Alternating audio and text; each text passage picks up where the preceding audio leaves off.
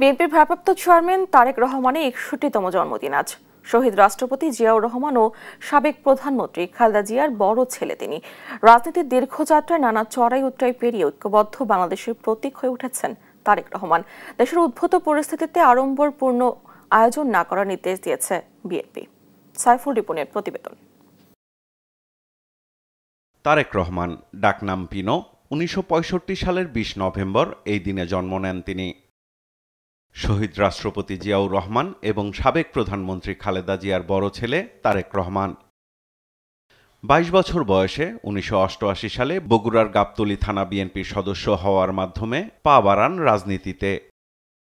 ২০০২ সালে সিনিয়র যুগ্ম মহাসচিব হিসেবে তারেক রহমান তৃণমূল পর্যায় থেকে বিএনপিকে পুনর্গঠিত করা শুরু করলে আতঙ্কিত হয়ে পড়ে বিরোধী শক্তি।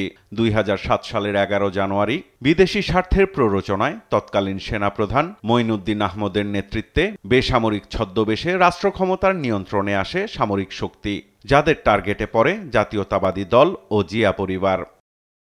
ভিগো ওয়্যার গার্ড প্রয়োজন মতো বাঁকানো যায়, অধিক চাপেও ভাঙে না। ভিগো। ২০০৭ সালের ৭ মার্চ কোনো অভিযোগ ছাড়াই গ্রেপ্তার করা হয় বিএনপির তৎকালীন সিনিয়র যুগ্ম মহাসচিব তারেক রহমানকে।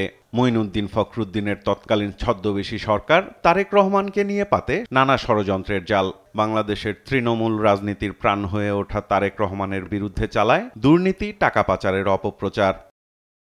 ১/১১ সরকারের চালানো এমন শত অপপ্রচার অব্যাহত থাকে। পরবর্তী ফ্যাসিবাদী সরকারের সময়ও চলতে থাকে বিএনপিকে নেতৃত্বহীন করার নানা অপচেষ্টা।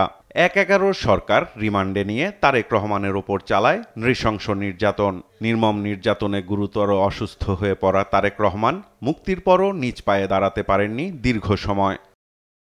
উন্নত চিকিৎসার জন্য ২০০৮ সালে লন্ডনে গেলেও সক্রিয় ছিলেন দেশের রাজনীতিতে।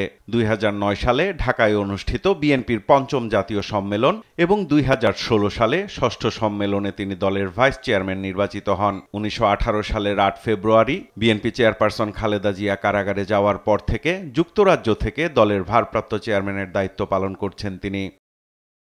দীর্ঘ ১৭ বছরে বিএনপিকে শুধু টিকিয়েই রাখেননি, দলকে করেছেন আরও ঐক্যবদ্ধ ও শক্তিশালী। পতিত ফ্যাসিস্ট সরকারের ১৫.৫ বছরে ভয় আর শ্বাসরুদ্ধ সময়ের অন্ধকারে প্রবাসে থেকেও তারেক রহমান হয়ে ওঠেন জাতির প্রতিরোধ গড়ে তোলার বাতিঘর।